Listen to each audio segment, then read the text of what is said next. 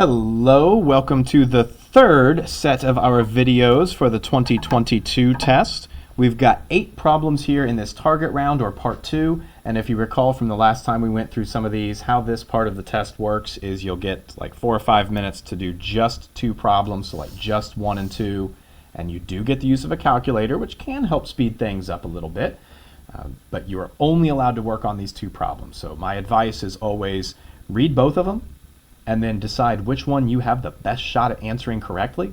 Go after that one, and then once you've got that one done and locked down, then see how you might take care of the second one if you've got some time remaining.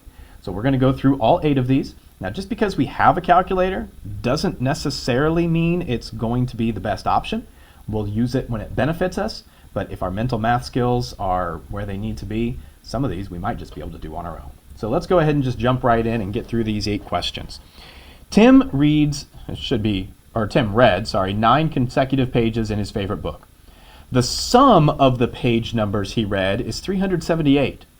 What's the sum of the first and last page he read? Now, you could just start grabbing your calculator and start randomly throwing some different numbers in and adding 9 things up until you get to 378. But there's a key here in that they were consecutive. So if we have those 9 pages, 1, 2, 3, 4, 5, 6, 7, 8, 9. There's a little quirky thing about some of those statistical landmarks when it comes to consecutive numbers. And it's that when they are consecutive, that median number right in the middle also equals the average or the mean. Now, because they told us there were 9 pages, and the sum is 378, then that means to find the average, we can just do 378 divided by 9. Well, if we do that, 378 divided by 9, the calculator can save us a little bit of time there, that gets us 42. So that means 42 is the middle page, but that's not what we need. It says, what's the sum of the first and the last? So we want the first one and the last one, and then we're going to add those together. Well, if 42 is here, 41, 40, 39, 38, 43, 44, 45, 46, and then we just take 38 plus 46, and we would get the correct answer of 84. Now, if I read these 2 problems, that's definitely the one I would have started with because it's a fairly straightforward and simple problem if you remember this fact that in a set of consecutive numbers, the middle number is also the average. Now let's take a look at number 2, which, if you've got some time left, is very solvable if you know the trick, which I'm about to show you.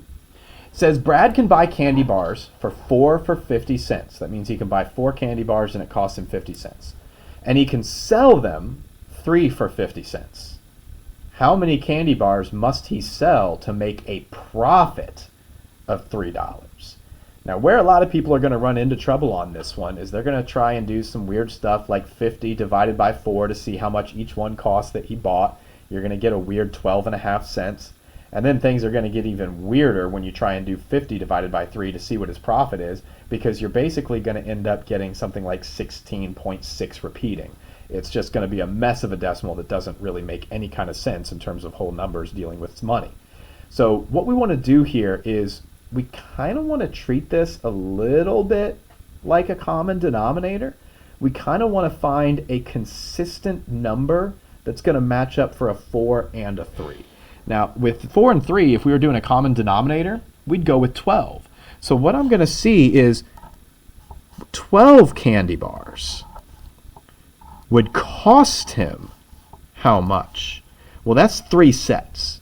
4 times 3 is 12. So 50 cents times 3 is 150, or $1.50.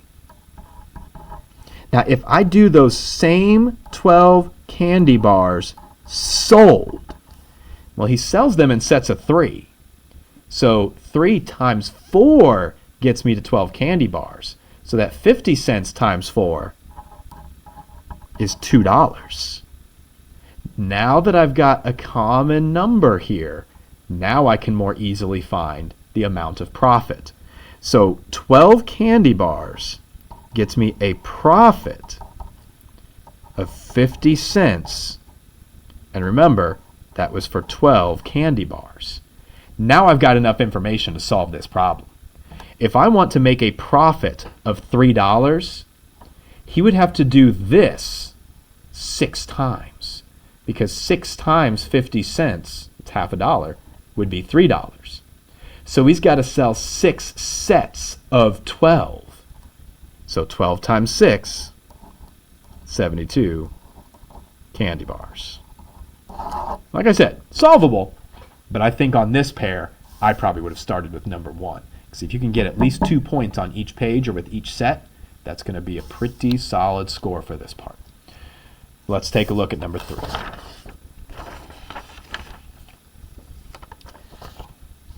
Pete has half as many pieces of candy as Jane. Jane has half as many pieces of candy as Chad. Chad has 12 times as many pieces of candy as Sarah.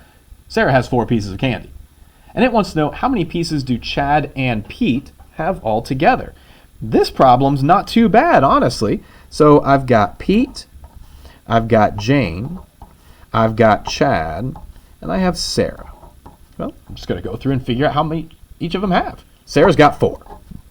I know Chad has 12 times as many as Sarah. Well, 4 times 12 is 48. It said Jane has half as many as Chad. Well, half of 48 means Jane's got 24. And then it says Pete had half as many as Jane. Well, half of Jane, 24, would be 12. So Pete's got 12. Now, very easily, how many do Chad and Pete have together? Pete, Chad, 60 pieces. Like I said, that one's not too bad. What they're really trying to do with that one is just overwhelm you with 4 different names, 3 of which you don't know, and these fractions and whole numbers. But if you just break it down step by step and kind of use some logic to fill in what you can with each step, it's not that awful. Let's take a look now at number 4, which is definitely the more difficult of these two. For every 2 books I buy at the regular price, I can buy a 3rd book for $4. So 2 books at regular price plus that $4 gets me 3 books total. Now we don't know what that exact cost is. Now it says I purchase 9 books for a total of $90. Find the regular price. Oh, so many people just thought, oh, that's easy. 90 divided by 9 is $10. But that's not how this bookstore operates, because every 3rd book only costs you 4. So what I'm doing here is, if I'm buying it in sets of 3, and I'm doing 9 books, that means I'm getting 3 times as many. I'm doing this 3 times. So that really means I'm doing 6 regular priced books, but then I get 3 of those books at a discount. So 6 regulars, 2, 2, and 2, plus the discounted ones, 4, 4, and 4, means I'm getting 3 books for $12, and that's going to equal $90. So now I just need to figure out, well, how much were the 6 at regular cost? Now to solve this, I'm going to get rid of that plus 12. So I'm going to subtract 12 from both sides. That's going to leave me with just the 6 regular priced books. So 6 regular ones, 90 minus 12 is $78. From here, you can use your calculator and just divide that by 6, and you find the regular price of a book is $13. Very solvable, but much like 1 and 2, where I said 1 would probably be the better starting problem, 3 would probably be the better starting problem out of this pair. Not that you couldn't be possibly getting both, but really try and focus in on at least one of them. Number 5. At Olympiad High School, the first class starts at 8:26 a.m. The 4th class ends at 11:26 a.m. There are 4-minute passing periods between classes. Each class is the same length. How many minutes are there in one class period? Well, on this, from 8:26 to 11:26, That's exactly 3 hours, but since it's wanting to know how many minutes there are in one class, I'm going to go ahead and convert that to 180 minutes. Now I've got to see about this whole passing period thing. And the most common mistake last year was people thinking, well, there are 4 classes, so 4 passing periods. 4 times 4 is 16. I'll take that out and then divide. But that's not how it would work. Class 1, Class 2, Class 3, Class 4. There's only 3 passing periods.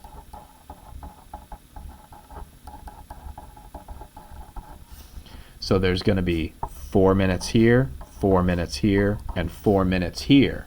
Only 3 of them that come out of that total 180 minutes. So there's 12 minutes in passing periods.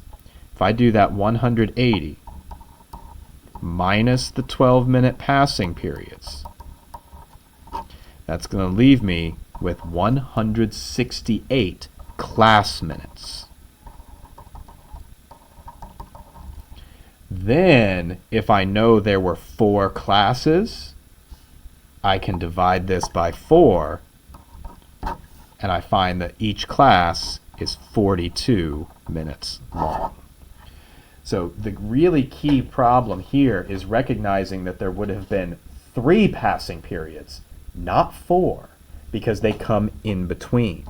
Now, another type of problem that kind of uses this same idea that I've seen pop up in other years is like cutting a log. And I know that sounds like, well, how is that at all the same as what this was just talking about? Bear with me here. So what the problem might have, and again, this is just another type of problem that I have seen in the past, is it presents a situation where there's some kind of log, and let's say we need 6 pieces, and each cut takes, I don't know, 3 minutes. How long would it take to make those pieces? Well, much like some people here might say 4 classes, 4 passing periods, a lot of people on this would say, well, if I need 6 pieces, 6 cuts, 6 times 3 is 18. But that's not how it would work. If I cut this once, I have 2 pieces.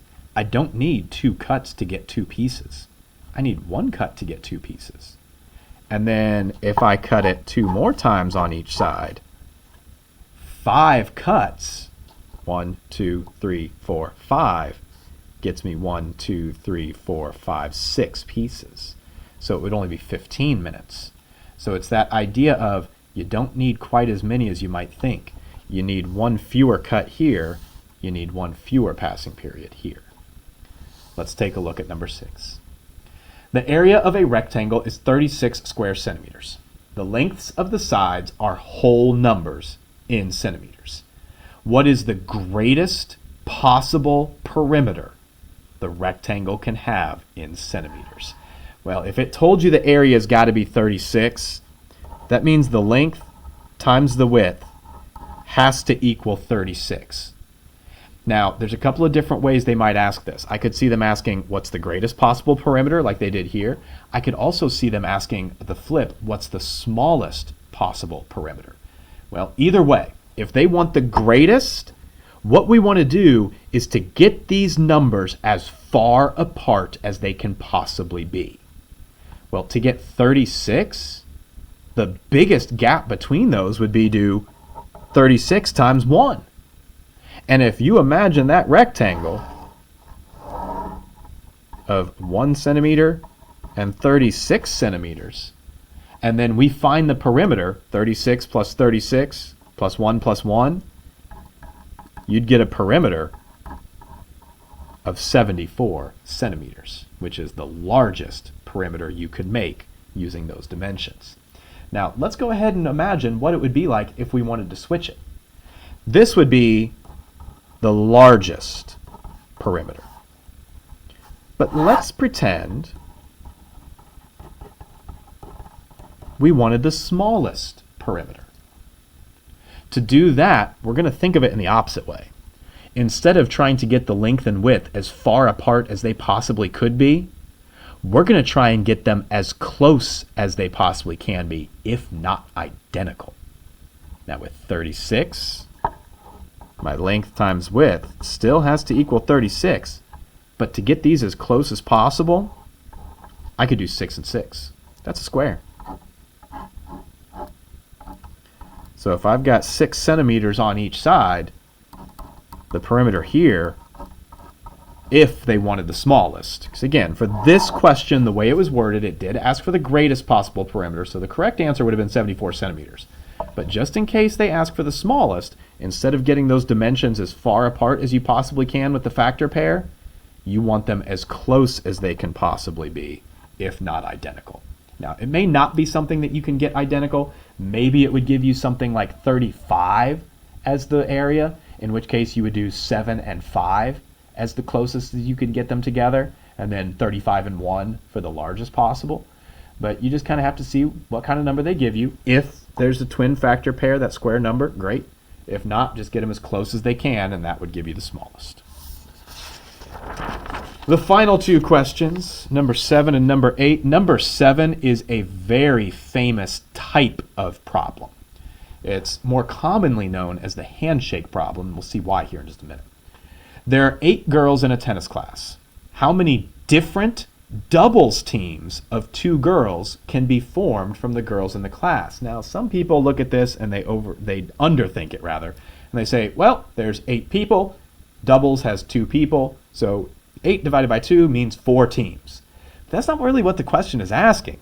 This is saying, and we're not going to make up names, let's just call them girl 1, 2, 3, 4, 5, 6, 7, and 8. They're wanting to know how many different possible teams could there be. And here's why this is kind of known as the handshake problem. We're making pairs. Like if person 1 wanted to shake everybody else's hand, they would need to shake 2, 3, 4, 5, 6, 7, and 8's hand. So there would be 7 total handshakes, like 7 possible pairs. So with person 1, there are 7 possible pairs. 2, 3, 4, 5, 6, 7, and 8. 1, 2, 3, 4, 5, 6, 7 possible pairs. But here's where the problem takes a little bit of a twist. When we start looking at number 2's possible pairs, you might think, well, there are 7 again, but there's not. Because 1 and 2 were already paired up here. Like they had already shaken each other's hand to introduce themselves to each other. So with number 2, if we've already used 1 and 2 as a pair, number 2 could pair up with 3, 4, 5, 6, 7, and 8. There are now 6 possible pairs.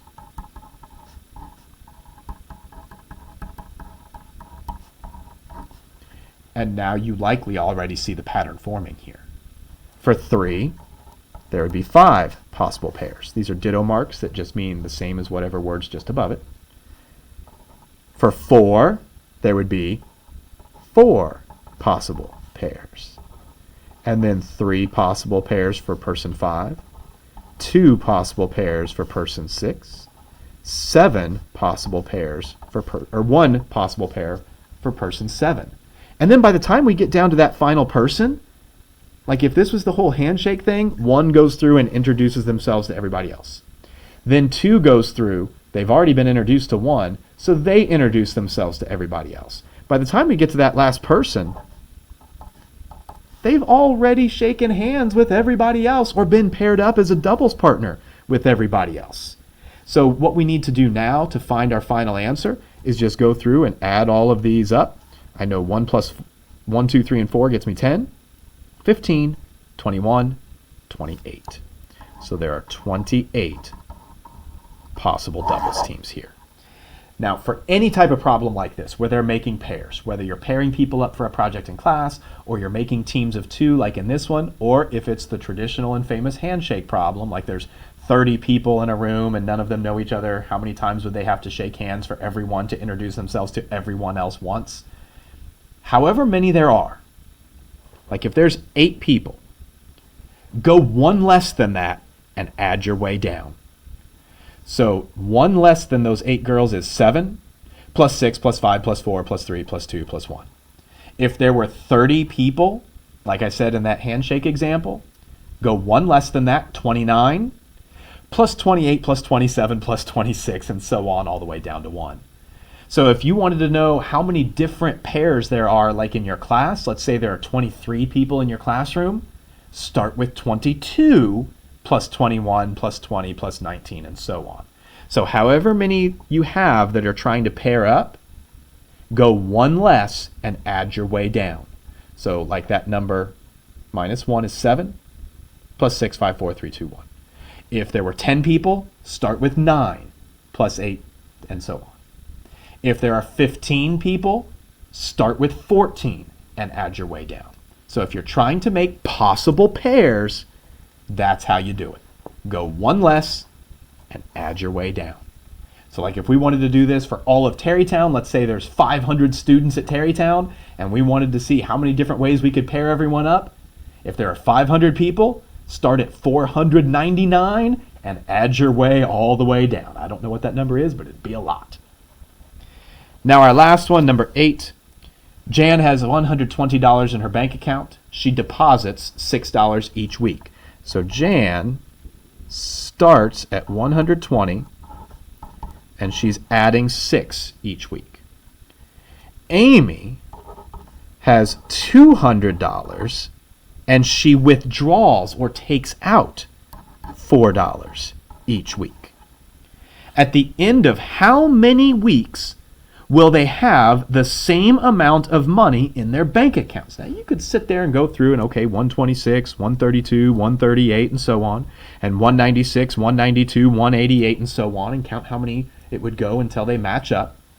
But obviously there's got to be an easier way to do it. Here's how. Let's take a look at 1 week. After 1 week, we're at 126 and 196. They were $80 apart. Now they're $70 apart. So that means each week they get $10 closer. One's going up 6, one's going down 4, so they're coming together by $10 every week. They are $80 apart. I'll bet you can see where this is going. If they're $80 apart at the beginning, and every single week they get $10 closer, 8 weeks and they'll match up. Now another type of problem like this might be something like, 2 people are 400 miles apart in different cities. One of them's driving towards the other at 20 miles an hour. Someone's driving the opposite direction at 30 miles an hour. How long is it going to take before they meet? Well, if they're 300 miles apart, I don't remember if that's what I actually said, but let's say it's 300 miles, and one's going 20 miles an hour, one's going 30 miles an hour, that means every hour they get 50 miles closer to each other. So if it's 300 total miles, and they're covering 50 miles combined each hour, it's going to take them 6 hours before they cross paths. So that kind of problem, sometimes it'll be trains on a track, people walking towards each other, bank accounts, whatever it is, they're getting closer each step. Figure out how far apart they are, figure out how much closer they get combined with each step, and then you can simply divide to figure out how long it's going to take them to meet. So 8 weeks. Quite honestly, the 2022 test, that's one of the easier sets of 8 that I've seen in the many, many years I've been coaching this math team. So hopefully when we do the contest, we get problems that are just as simple to solve and we'll be able to rack up tons of points. Thank you so much for watching another set of videos, learning how to solve these problems and putting in the work on your own to prepare yourself for this contest. And I can't wait for contest day because I know those of you that have done all of that hard work in our practices and with these videos are going to kick all kinds of butt for Tarrytown just as we have in years past. So thank you one more time for watching these videos and putting so much hard work in. I really appreciate it.